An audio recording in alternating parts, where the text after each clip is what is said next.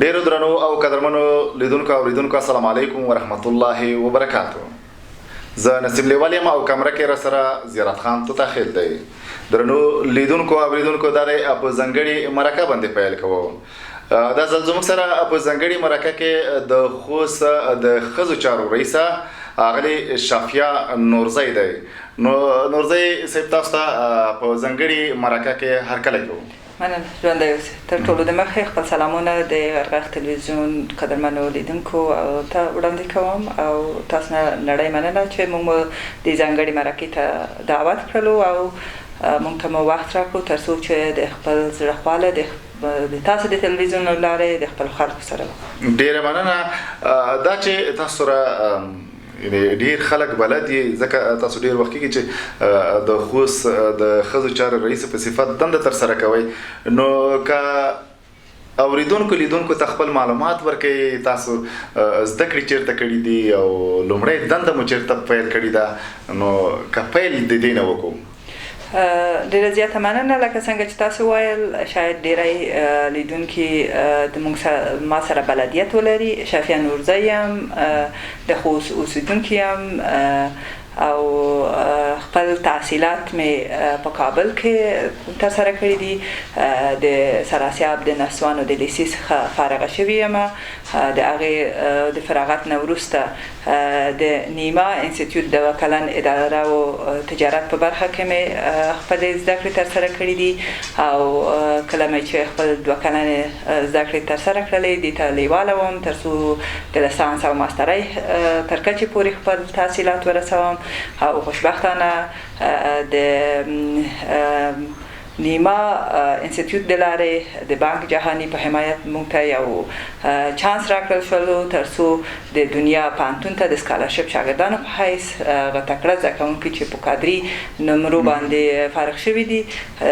د یو ازموینې وروسته معرفي شي چې په هغه لړ کې زه خپله هم معرفي شولم او د دنیا پوهنتون نه په 2013 کال کې د اداره او تجارت په برخه کې د اکاونټینګ رشته مو ووایله او د فراغت وروسته مې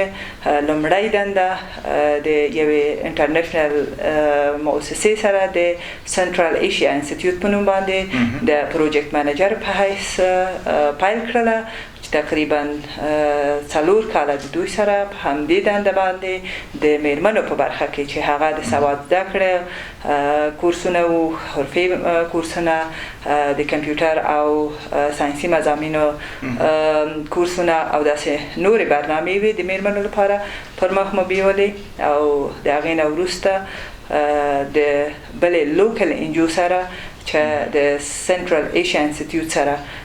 پارتنر او د ستار اف نالج ارګنایزیشن سره مې خپلې دندې په همدې پوزیشن کې یعنی د پروجیکټ منیجر په حیث پیل کړلې. 3 کاله مې د دوی سره دنده ترسره کړه. د هغې وروسته مې وغوښتل چې زه د خپل انرژي د خپل خوست میشت خوند لپاره باید وقف کړم او د کابل نه مو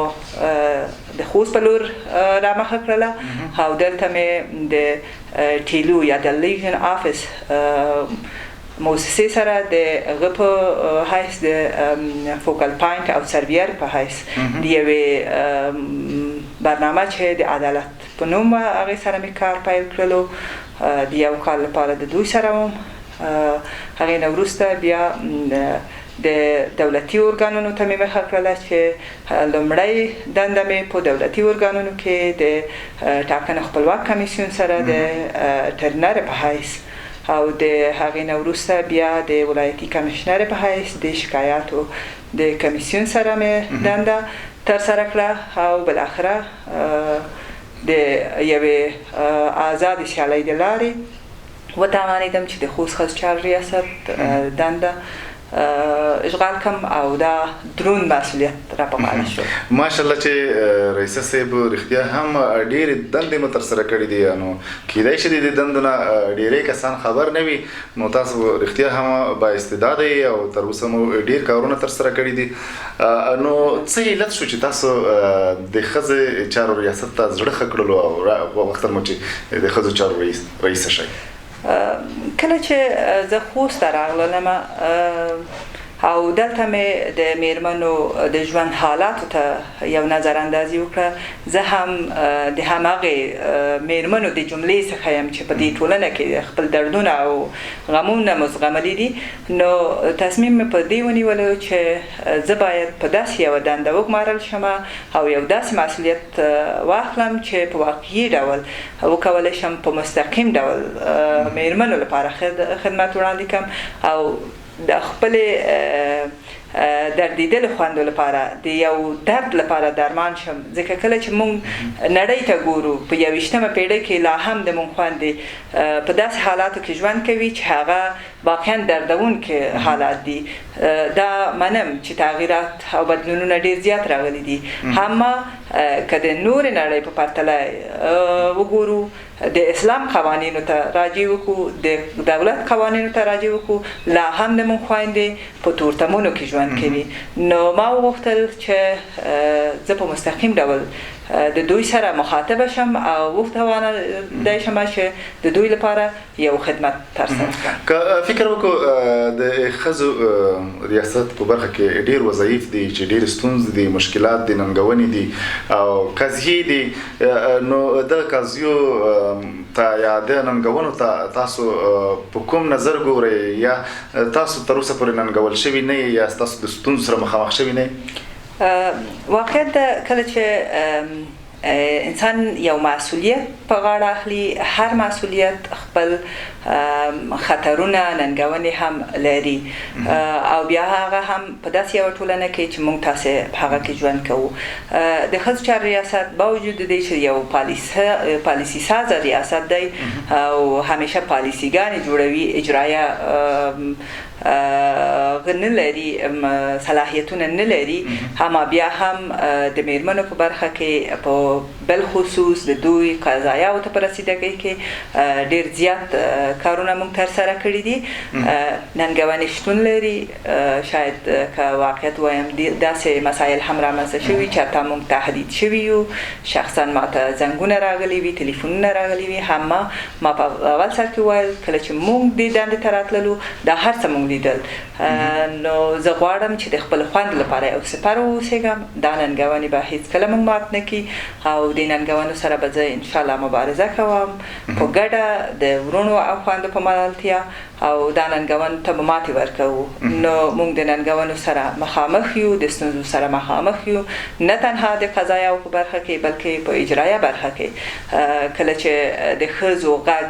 زه ریاستونو ته رسوم کله چې د دوی ستونزې د رئیس صاحبانو سره شریکوم په ډیره سطحي ډول اوریدل کیږي سطحي برخورد کیږي جدي نه اخیستل کیږي نو دا هغه ننګونې دي چې حتی په اداراتو کې موږ ورسره مخامخ یعنی د بیرون د اداراتو نه بغیر تاسو په اداراتو کې یعنی په خپل داخلي چوکاټ کې هم تاسو د ننګونو سره مخ واقعیت ده موږ پرته له دې نه چې په عام خلکو له خوانه کله ناکله د ننګونو سره مخامخ یو د دودونو دستورونو د ننګونو سره مخامخ یو په خپل داخلي اداراتو کې هم د ننګونو سره هغه ننګونې داسې دي کله چې موږ د ښځو مشکلات وړو په اداري جلساتو کې په میز اچو یا د پی ډي سی جلساتو کې او یا هم ریاستونو سره شریکو جدي نه اخیستل کیږي بار بار د موږ د تاکید یعنی دا ننګونې چې تاسو په داخلي برخه کې ترسره کیږي تاسو د خپل وزارت سره شریکي کړي دي دوی تاسو سپارښتنې کړي دي یا په دې اجرات شوي دي د نورو ادارات سره موږ دا ننګونې د وزارت سره هم شریکي کړي دي د ولایت مقام سره هم شریکي کړي دي زه نه وایم چې نه حل کیږي تغییرات پکې راغلي دي مخ ته بیول کیږي اما ډیر بدی مخ ته ځي هغه څه چې زه توقع لرم چې باید ډیر عاجل اقدام وشي د خویندو په برخه کې ځکه چې هغه واقعا مشکلات دي چې ستونزې دي چې دوی ته باید ډیر زر حل شي اما په هغه سطح چې زه غواړم په هغه سطح سریع عمل نه کیږي د چا خبره چې یو رای ګنجشکک ځانو ته جوړوي او په یو ډول باندې ریاستونه ناغېړي کوي او توجه د میرمنو په برخه کې متاسفانه چې یو څه کمه ده مننه کوم رئیسه صاحب دا راته وایي چې ستاسو د ریاست په دوره کې څومره قاضي سرد شوي دي، څومره مو څېړلي دي او څومره حال و فصل شوي دي؟ د یو کال په ترڅ کې چې زه د ریاست ته راغلی یم د نویو قاضیو په شاوخوا کې موږ ثبت کړي دي چې په دې کې مختلف ډول قاضیې وي. ډېری قاضیې موږ کوشش کړی دی چې په منځګړیتوب باندې، ځکه کورنۍ مسایل دي او دلته یو کلتوري ولایت ده، ډېری خلک نه غواړي چې د دوی مسایل بهر ته وځي، نو موږ زیاتره په دې هڅه کوو چې دوی په خپل منځ کې سره کېنوو، او ځکه چې ډېری داسې قاضي دي چې هغه وهل او ټکول، نفقې نه ورکول دي، هغه موارد دي چې موږ هغې ته کولی شو چې یو د حل لاره په خپل منځ کې پیدا کړو، چې تقریبا د نوي قاضیو نه 20 قاضي موږ په همدې ډول حل و فصل کړي دي. 22 قاضي دي چې موږ په منځګړیتوب باندې حل کړي دي، او د یو تضمین په اخیستو سره چې خوشبختانه نتیجه هم مثبته ده، ځکه موږ په میاشت کې یو ځلې هغه قضایه بیرته راسپړو او هغه تعقیبوو چې هغه په ضمانت باندې موږ حل و فصل کړي وي.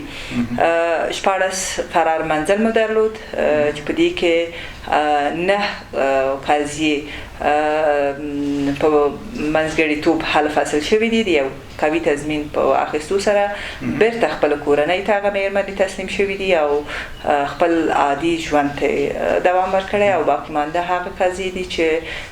موږ ونه توانېدلو کورنیو ته قناعت ورکړو او مجبوراً ده چې د دوی ژوند د خطر سره مخامخ وو، ګواښونو سره مخامخ وي. کابل د امن مراکز ته یې ولیږو. باقي مانده هغه قضایا دي چې مختلفو ارګانونو ته لکه استیناف څارنوالۍ، استیناف محکمه، حقوق ریاست دې ته راجع شوي دي، او موږ وخت په وخت د حقوق مدیر په واسطه تعقیبوو چې ډېری حل دي او کومې چې حل هم نه دي هغه د کار لاندې دي. رئیس صاحب دا راته ووایي چې خوست کې کومې قضیې ډېرې ثبتېږي، یعنې کومه داسې ستونزه ده چې د مېرمنو په وړاندې راپورته شوي دي او ډېره ده؟ اکثریت د تاوتریخوالو وهل ټکولو قضیې موږ لرو. مېرمنې په کورونو کې وهل کېږي، ټکول کېږي، ځورول کېږي، یعنې د دوی د نفقې سره بېتوجهي کېږي.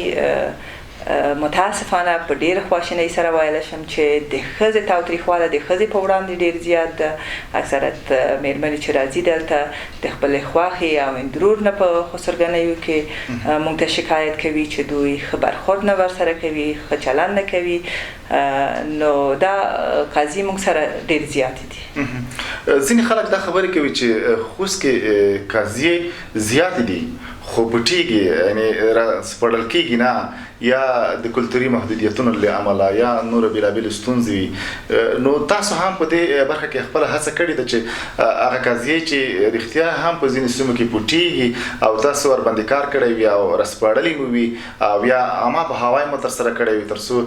دغه تاوتریخوالی، دغه ستونزې په ټولنه کې له منځه ولاړې شي. دا واقعیت ده چې موږ یو سنتي ټولنه ده او دلته رسمونه، رواجونه، کلتور او فرهنګ حاکم دی. ډېری داسې قضایاوې شته چې هغه پټې پاتې کېږي. همه د پخوا په پرتله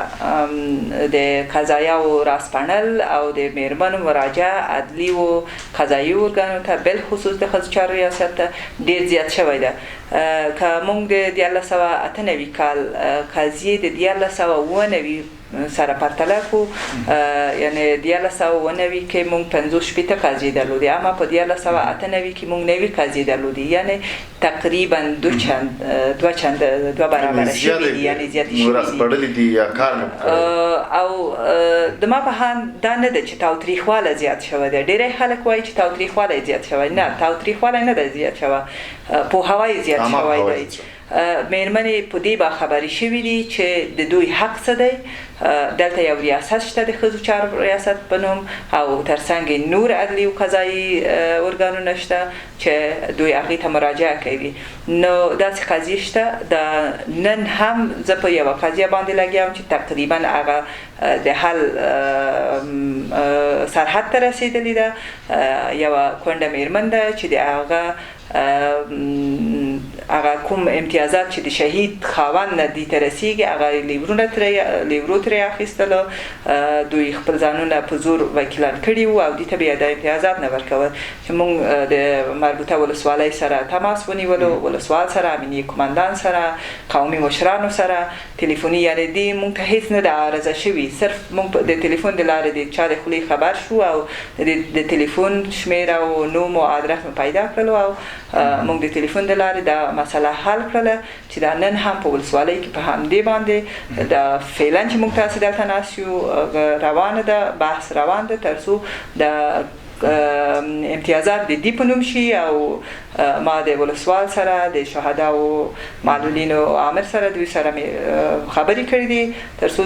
مېرمنې ته خپل حق او حقوق ورکړل شي. که چېرته په ولسوالۍ کې داسې تاوتریخوالي یا نورې پیښې رامنځته کېږي تاسو هلته رضاکاران لرئ یا نمایندګان لرئ یا مو پلان څه ډول وي تاسو؟ واقع د موږ په د تیر یو کال کې وتوانیدو چې په مختلفو ولسوالیو کې داسې مېرمنې چې هغه موږ سره په رضاکارانه ډول همکاري واوسیږي پیدا کړو او کله چې هلته داسې ځینې مسایل رامنځته کېږي لکه دا مخکې مې چې مثال درته درکړلو د دوی د لارې موږ باخبریږو چې په دې ولسوالۍ کې داسې یوه مسله شته او هغه مسایل موږ سره شریکوي او موږ بیا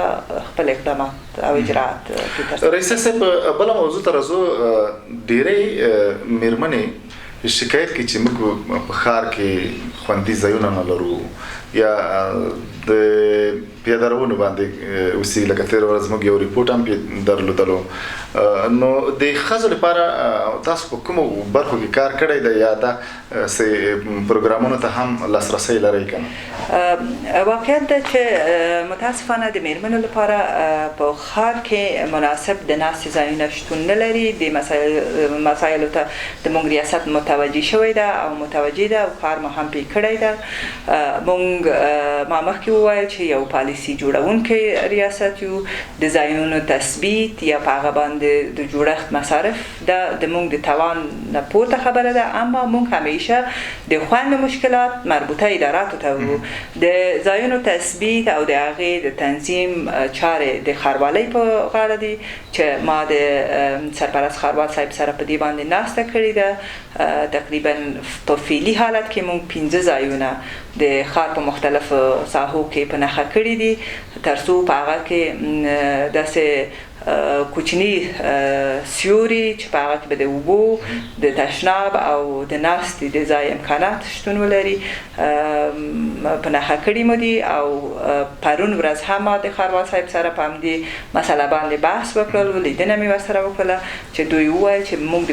ځایونه تیار تنظیم کړي دي چوکۍ چې د ناستې لپاره د هغه مو تنظیم کړي دي اما د بودیجې د کمبود سره متاسفانه مخامخ شوي وو ډېر زر په یو دوه هفتو کې به انشاءالله په دې باندې اقدام وکړو نو د بودیجې د کمښت لپاره په اساس باندې د یو دوه میاشتې تقریبا دا کار وځنډېدلو نو ډېر ژر به انشاءالله په فعلي حالت کې د 15 ځایونو شاهدان به وو چې هغه به د مېرمنو لپاره د ناستې لپاره مساعد دا چې خوست ښار کې د ښځو په نوم سره یو پارک هم شته نو دا هم ویل کېږي چې دلته د پارک په شاوخوا کې دوکانونه جوړ شوي دي نو دا هم عواید ښځو چارو ریاست ته نه راځي او فکر کوم په شخصي ډول استعمالیږي او ورسره په څنګ کې د پارک نه په سم ډول استفاده هم نه کېږي نو دې برخه کې ستاسو برخورد څه دی او دا خبره څومره رښتیا ده چې د دغې پارک عواید د نورو جبونو ته ځي؟ متاسفانه چې موږ په داسې یو هیواد کې اوسېږو چې 4 لسیزه جنګ پې تېر شوی دی خپلې ستونزې شته غصب د ځمکو نیونه د حق خوړنه رشوه دا هغه مسایل دي چې بې حده عام دي په افغانستان کې نه تنها په خوست کې بلکې په پلازمایه کابل کې هم دا ستونزې شتون لري د خوست پارک د خوست پارک چې د واقعا وضعیت زه اقرار کوم چې ډیر خراب حالت کې ده. هغه ټپرۍ چې د میرمنو په نوم باندې قراردادونه پې امضا شوي وو د میرمنو په نوم باندې توزیع شوي دي. نن ورځ یو تجارتي مارکیټ ترې جوړ شوی ده، هغې نه نارینه استفاده کوي او دا چې پیسې چېرته ځي څنګه هغې فمایل کېږي دا هم هغه څه دي چې موږ د یوې کمیټې په ټاکلو سره په اداري جلسه کې یو گزارش پې جوړ کړی ده چې ولایت مقام سره مو شریک کړی ده. اما د دې ستونزې د حل لپاره موږ لګیا یو، آرام نه یو. او دا ویل شوي هم دا و چې د ولسمشر ښځو ته په واک کې ورکړی ده او دلته به د ښځو یو مارکیټ رقم ته وي او په دې کې به راکړه ورکړه وي او هغه میرمنې چې د ولسوالۍ څخه راځي یا د بېلابېلو سیمو څخه راځي دلته به د انتظارګاه په ډول انتظار هم کوي او ورسره په څنګ کې هغه ضرورتونه چې دوی لري نو د هغې د فرق د مارکیټ نه یا د دکان نه دی به لاسته راوړي. نو تر اوسه پورې په دې باندې ونه شول هغه هیلې چې د میرمنې درلودې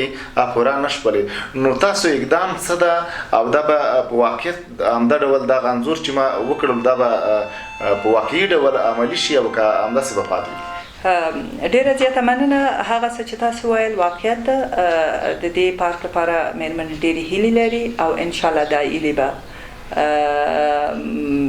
تکمیلیږي، دا هیلې به پوره کېږي.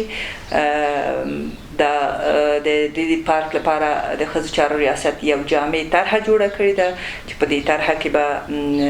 د ښځو ټول ضرورتونه پکې رانغښتل شوي دي، لکه د ماشومانو لپاره پارک، د میرمنو لپاره د ناستي ځای، یو منظم مسجد، رستوران، دوکانونه، حتی تر حرفي و سوادآموزي او قرآن کریم کورسونه. دا ټول هغه مسایل دي چې په دې طرحه کې رانغښتل شوي دي چې د خوشبختانه د ولایت مقام څخه پاس شوي ده او د ښار جوړونې ریاست ته انتقال شوي ده چې د موږ د ماینده همدا اوس په هغه په طرحه باندې د ښار جوړونې ریاست سره کار روان کړی ده. انشاءالله په دې روانه اونۍ کې به کار تکمیل شي. تاسو به ټینګار څه ولې د ښځو په پارک معامله کېږي؟ ولې د ښځو پارک د نارینه‌و په لاس کې ورکولی کېږي چې دوی ترې استفاده وکړي؟ واقعیت ده چې د ښځو پارک نارینه‌و په لاس کې نیوله. زه تاسف خورم په دې خبره باندې چې همیشه د موږ په ټولنه کې نارینه حاکم دي او همیشه ښځې ضعیفې بلل کېږي. دا اوس هم نارینه په دې کوشش دي چې زه یوه ښځه یم با وجود دی چې رئیسه یم ما ضعیفه ګڼي او فکر کوي چې په خپلو فشارونو باندې به ماتې راکړي او هغه څه چې دوی غواړي هغه به ترسره کړي. اما زه د دې مرکې د لارې دوی ته وایم چې نه، هغه څه چې قانون وایي، هغه څه چې حق وایي هغه به کېږي. په هیڅ عنوان باندې ماتې نه منو او انشاءالله دا پارک باندې به جدي کار کېږي او دا پارک به د میرمنو لپاره تنظیمیږي. اما تاسو د مارکیټ په باره کې یا د پیرلو او پلورلو په اړه مسله یادواري کړه. یوه ستونزه دلته شتون لري چې د موږ ټولنه کې خوند دې ته نه حاضرېږي چې راشي په یو ځای کې دوی دوکانداري وکړي. یعنی لا تر اوسه که فکر وکړو په ټول افغانستان کې بالخصوص حتی په پلازموینه کې هم لا تر اوسه داسې امکانات نه دي ایجاد شوي چې په هغه کې میرمنې وکولی شي چې راشي دوکانونه خلاص کړي او تجارتونه وکړي په عام بازار کې. نو خوست خو لا ډېر د پلازموینې په نسبت زما په نظر په هغه وخت کې ډېرې میرمنې لیواله وي او غوښتلې چې په دې کې دوکان ولري او بل ښځه ریاست دې ته باید یو طرح هم جوړ شي چې هغه میرمنې چې بېوزله دي، هغه میرمنې چې بې سرپرسته دي باید د دې دپاره په دې کې یو دوکان ولري تر څو خپل کورنۍ دپاره نفقه لاسته راوړي. نو تاسو به دې برخه کې کوم کار کوئ؟ واقعیت ده چې باید هغه میرمنې چې بېوزله دي او یا صنعتکارې دي هغوی لپاره باید ډېر امتیاز ورکړل شي. شاید دا خبره وي چې ښځې لیواله وي، اما ځینې شیان د ویلو یا د کاغذ په مخ وي، حقیقت بیا بل څه وي. ما سره هغه لست شته، هغه کومې مېرمنې چې دوی د دې دوکانونو خواهش کړی ده، عملاً ورځ هغوی حاضر نه دي چې راشي او دا دوکانونه تصرف کړي. د دې ترڅنګ موږ مارکیټ لرو چې د IRC د لورې جوړ شوی چې یو پور مکمل د ښځو په اختیار کې ورکړل شوی. 48 دوکانونه دي، تقریبا 2 میاشتې کېږي چې موږ هره ورځ د مېرمنو سره په تماس کې یو او غواړو د دې لپاره ډېره زیاته مننه رئیسه صاحب. دا چې موږ وخت هم په ختمېدو کې ده، نو هغه پرمختګونه یا هغه پلانونه چې تاسو غواړئ چې د مرکې له لارې تاسو ولس ته څرګند کړئ یا ولس ته وښایئ، نو مهرباني د یو څو منټونو وخت لپاره تاسو کولی شئ چې دا وړاندې کړئ. ډېره زیاته مننه. ما د خپل یو کال په ترڅ کې چې کوم لاسته راوړنې درلودې، 15 ولسوالیګانو ته ما سفرونه کړي دي، د مېرمنو سره مې لیدنې کړي دي، دوی ستونزې مې را اخیستې دي چې د هغې جملې څخه د ښوونځیو نشتون په 2 ولسوالۍ چې سپیره او ګربز ولسوالۍ کې وه چې د معارف ریاست سره مو شریکه کړي. خوشبختانه د سپیرې په ولسوالۍ کې د اوس د نجونو لپاره د یو ښوونځي کار روان دی. په مکاتبو ګرځېدلي یو چې د دوی ستونزې مو رااخیستې، د هغې جملې څخه د بیبي حلیمې ښوونځي کې د وړکتون نشتون او د ماشومانو ډېر ستر ازدحام ده چې دا غږ مو تر اداري جلسې او PDC پورې رسولې ده او په دې کوشش کوو چې یو دونر یا یو ځای بودیجه ورته پیدا کړو تر څو یو منظم وړکتون ورته جوړ کړو. یعنې دا کار روان دی. ترڅنګ د حمایوي مرکز لپاره ځمکه تعیین شوي، سکیج برآورد، هر څه د وزارت سره شریک شوی دی. د پارک لپاره یو منظمه طرحه جوړه شوې ده چې کار پرې روان ده. انشاءالله ډېر ژر به کار پې وشي. لکه څنګه چې مخکې مې وویل، د مېرمنو لپاره د ناستې ځایونو په خاطر ځایونه مشخص شوي دي چې ډېر زر به یې موږ تاسې شاهدان وو چې دا به جوړ شي. د مېرمنو لپاره جوماتونو تشنابونو په اړه مو د حج اوقاف د رئیس سره خبرې کړې دي، اما د بودیجې د کمبود د اثره دا مسله لا تر اوسه پاتې ده. نوي قضیو ته رسیدګي کړې ده. محبس ته تللي وو، په محبس کې داسې خوندې وي چې د دوی د حبس مدت تکمیله شوې وه، اما تقریبا 1.5-2 کاله اضافه وخت دوی په محبس کې تیر کړی وو چې موږ په هلو ځلو باندې هغه کسان خپلو کورنیو ته معرفي شول. د عامه پوهاوي ورکشاپونو په خاطر ما انکشافي بودیجه راغوښتې د وزارت نه چې دا بودیجه تایید شوې ده او ډېر ژر به انشاءالله موږ په لاسرسی موږ ته به په اختیار کې راکړل شي. د خوست ښځو چارو ریاست خپل اداري تعمیر ته را انتقال شولو. د تعمیر د خرابوالي او د بیا د ترمیم لپاره پیشنهاد شوی ده، برآورد شوی ده وزارت سره چې انشاءالله په دې باندې هم کار روان دی او ډېر ژر به دا بودیجه موږ ته په اختیار کې راکړل شي تر څو موږ یو منظمه اداره ولرو. او داسې ترڅنګ ډېرې خوندې مو پوهنتونونو ته په وړیا ډول معرفي کړي دي، دندو ته مو معرفي کړي دي او نور داسې ډېر واړه کارونه نور هم ترڅنګ دي چې روزانه. ډېره مننه، ډېره زیاته مننه اغلې شفیع خور چې موږ ته حاضر شولې او موږ سره مو ځانګړې مرکه وکړله، نو تاسو ځانګړې مننه کوم. مننه تاسو نه هم مننه. ډیرو درنو او قدرمنو لیدونکو او اوریدونکو، دا وه ځانګړې مرکه چې تاسو تر دې دمه ولیده ومو ولیده. تر بلې بیا مو زه نسیم لیواله او په کمره کې سره زیارت خان ته تخیل په لوی او مهربانه خدای سپارو. خوشحاله بریمن او سرلوړي اوسئ.